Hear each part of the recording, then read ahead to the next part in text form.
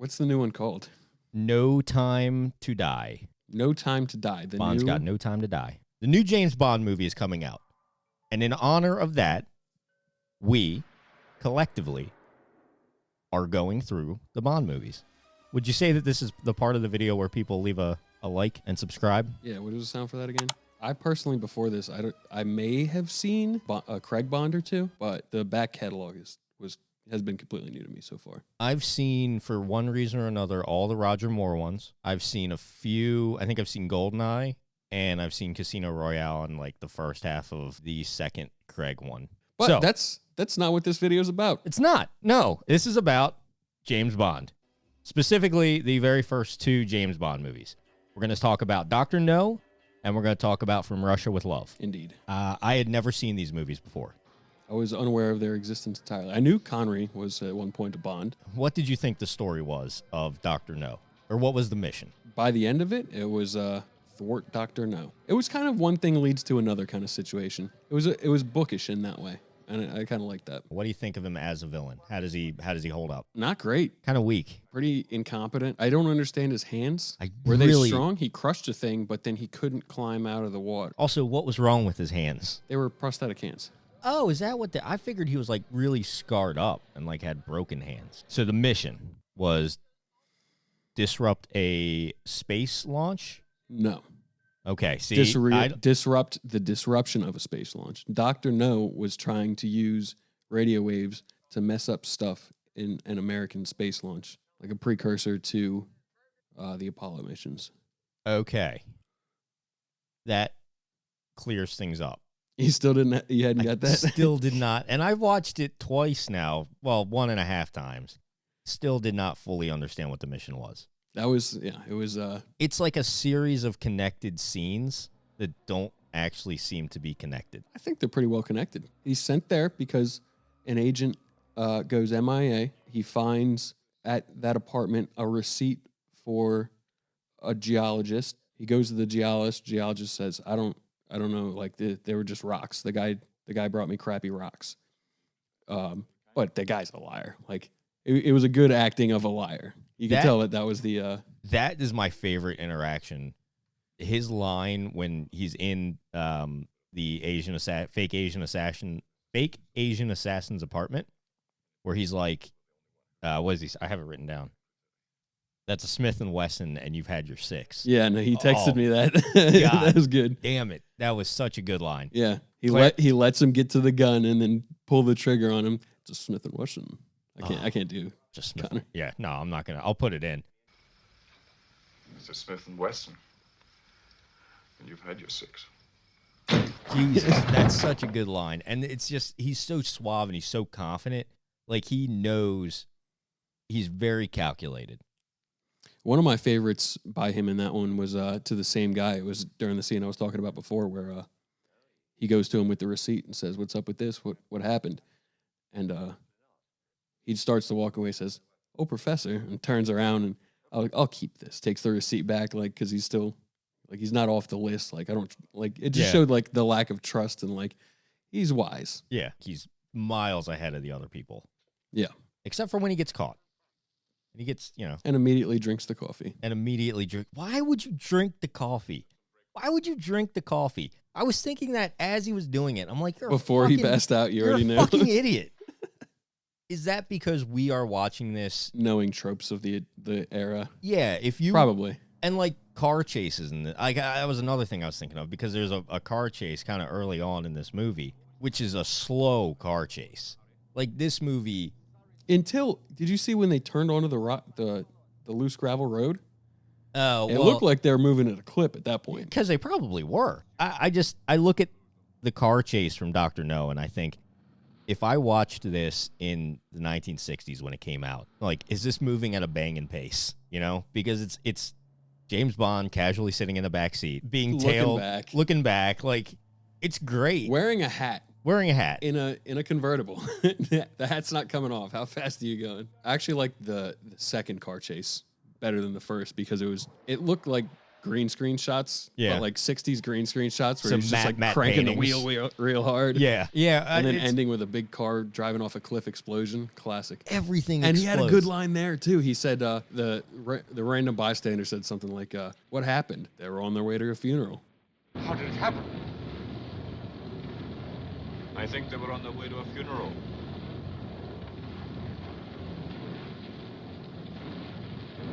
Oh, yeah, because they're driving a hearse driven by the weird 3 blind mice henchmen. Oh yeah, Yeah. yeah. That was a long credit scene. I was not expecting. It was so groovy. And you get into it, and I'm just like, is this the Three Stooges? Oh, no, it's the 3 blind mice.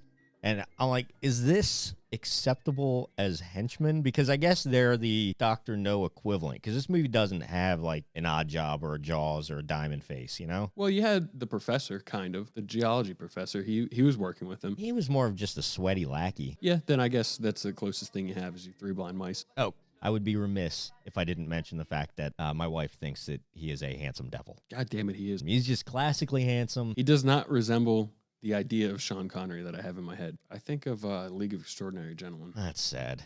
Dr. No did have as far as villain layers go, it was a pretty solid volcano or island layer. What was that thing that he was climbing through? The thing that the- exploded when he touched it at first, when he got into the vent, and then it's very hot air, Is it and for then air it's or water. water?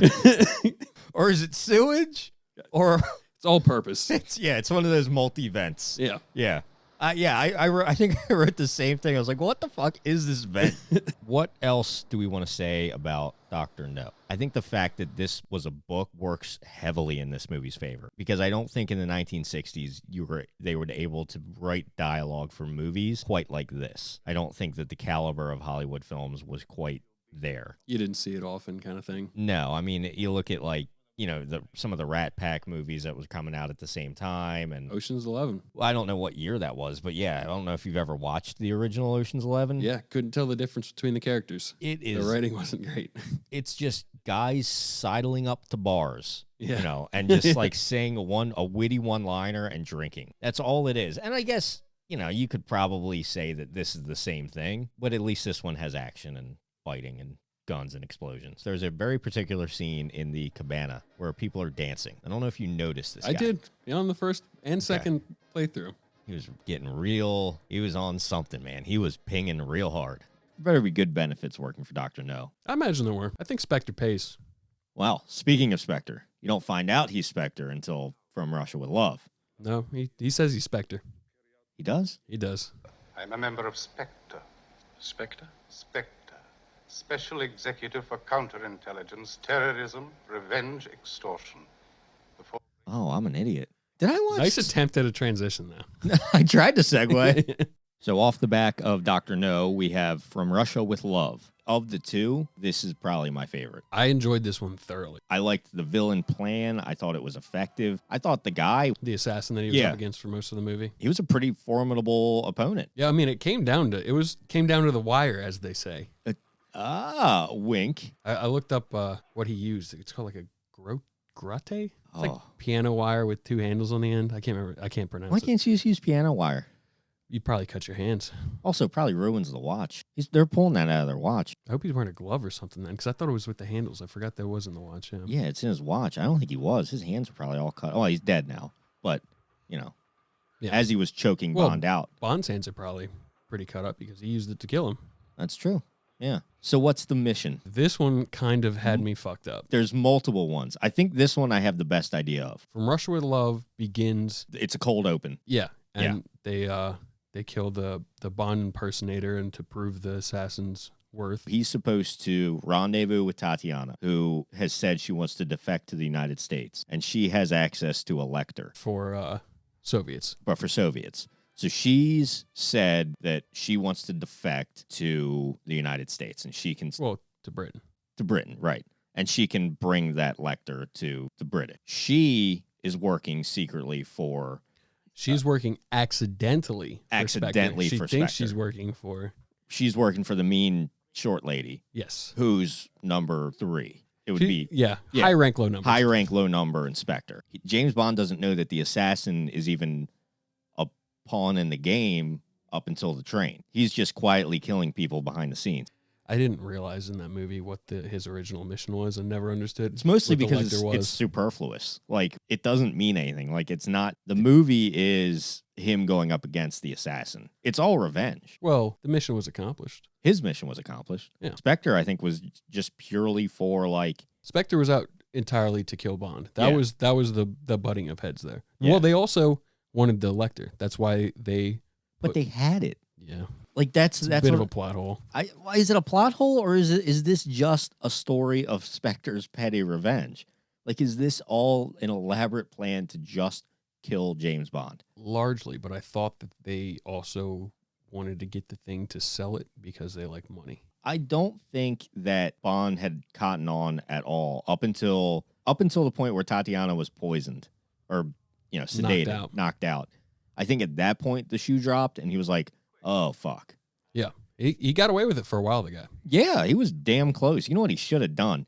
The second you have Bond alone, you shoot him in the head. I mean, he turned his back to him a number of times. I think the guy was just getting off on it. Or was he just supposed to have him dead and then meet at that point, like where the train was supposed to stop? Or maybe he was supposed to take him alive. Maybe that was the thing. I got a lot of criticisms about movies from the 60s and the 70s, but the fight choreography for a movie of this time, it's pretty damn good. It's visceral. Like, you There were some times in that fight between the assassin and Bond where it looked to me like they were punching each other in the face. Like, yeah, you go back one film, James Bond gets karate chopped in the back, and it Yeah. looks like the weakest fucking hit. Like, there was one where it in From Russia with Love where it looked like he got chopped, like Yeah. really hit. I mean, the punches were good, the action was good. It was really like, it was that low key kind of espionage movie that you don't see anymore. But Well, I guess they're still around.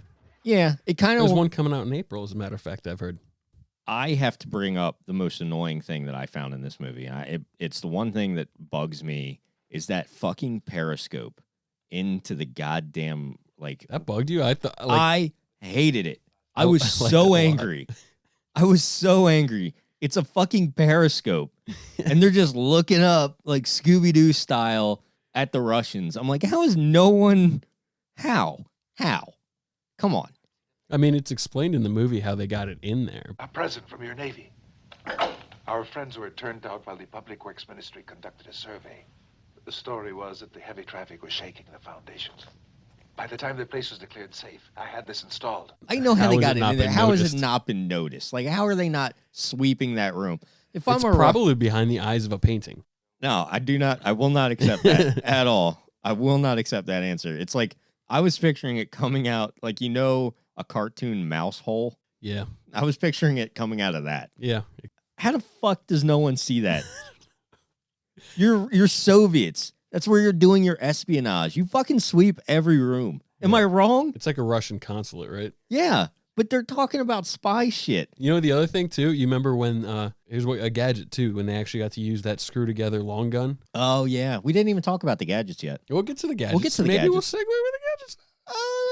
But then when they use the long gun there, the guy escaping, I wasn't sure who the guy was or why he needed to be killed. Yeah, I don't either. But he escaped through the mouth in a mural in the building that he was in. This is the first introduction of Q. Yes, he gets a very nice suitcase early in the movie, or Q brings a very nice suitcase to Bond early in the movie. A Swiss Army suitcase. You turn the latches instead of opening them, otherwise it explodes. There's money hidden in the lining. There's a knife that pops out of the top. There's ammo in the bottom on the little feet, and it holds a screw-together sniper. Is that the only thing? Is that the only thing he gets from Q? I mean, it's a lot of things. It's a Swiss Army suitcase, but yeah, the suitcase, I think, is all that he brought him.